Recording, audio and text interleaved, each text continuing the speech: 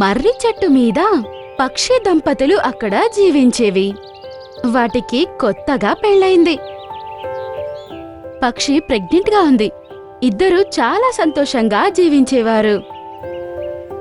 అదే చెట్టు మీద ఒక గద్ద ఉండేది. దాని యొక్క ఒక రెక్క బానే ఉంది, ఇంకో రెక్క పాపం ఏమో పాడైపోయింది. ఎలా ఉన్నావు పక్షిరాణి? ఎక్కడికైనా బయటికెళ్తున్నారా ఇద్దరు? మంచిది.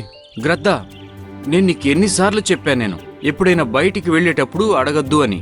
అలా అడిగితే వెళ్ళిన పని అవ్వదు. అరే గద్దన్నయ్య, నీకెన్నిసార్లు చెప్పాలి? మేమెక్కడికి వెళ్తే నీకేంటి? నువ్వు ఇదే చెట్టు మీద కూర్చుంటావు, ఎక్కడికి వెళ్ళవు రావు. అది కూడా కాకుండా నీ ఆలన పాలన కూడా మేమే చూడాలి. నేను ఊరికనే అడిగాను, ఎందుకంటే మీరిద్దరు ఎక్కడికో వెళుతున్నారు. చాలా బాగా ఉన్నారు మీరు. భగవంతుడు ఎంతో మంచి జంటని చేశాడు. హా, మంచిది, కానీ ఎప్పటికీ మీకు జోడి దొరకదు, ఎందుకంటే మీకు ఒక రెక్కే లేదు. పక్షులు రెండు గద్దతో పాపం ఇలాగే రోజు మాట్లాడేవి.